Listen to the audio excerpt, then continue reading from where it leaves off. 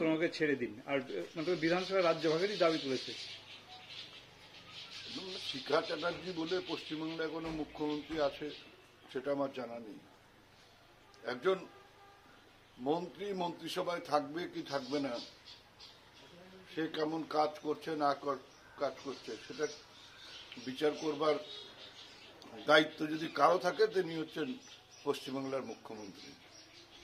আজ পর্যন্ত মাননীয় মুখ্যমন্ত্রী মমতা বন্দ্যোপাধ্যায় আমাকে আমার দপ্তরের কাজকর্ম নিয়ে কোনো সমালোচনা করে বা আমার কাজের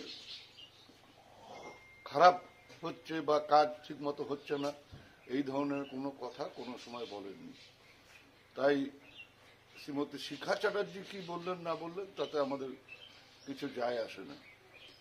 আর তিনি রাজ্যভাগের কথা বলেছেন, এটাতে আপনারা অবাক হতে পারেন, আমি কোনো মতেই অবাক হই না।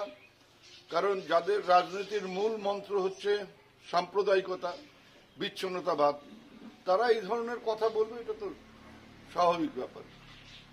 ওনাদের উন্নয়নের কথা নেই, মানুষের পাশে দাঁড়াবার কথা নেই। এক হচ্ছে ধর্ম আর এক হচ্ছে বিচ্ছিন্নতাবাদ, এই দুটোর উপর ভর করে রাজনীতি করেন। স্বাভাবিকভাবেই সেই কথাগুলো বলতে হয়, বলেছেন।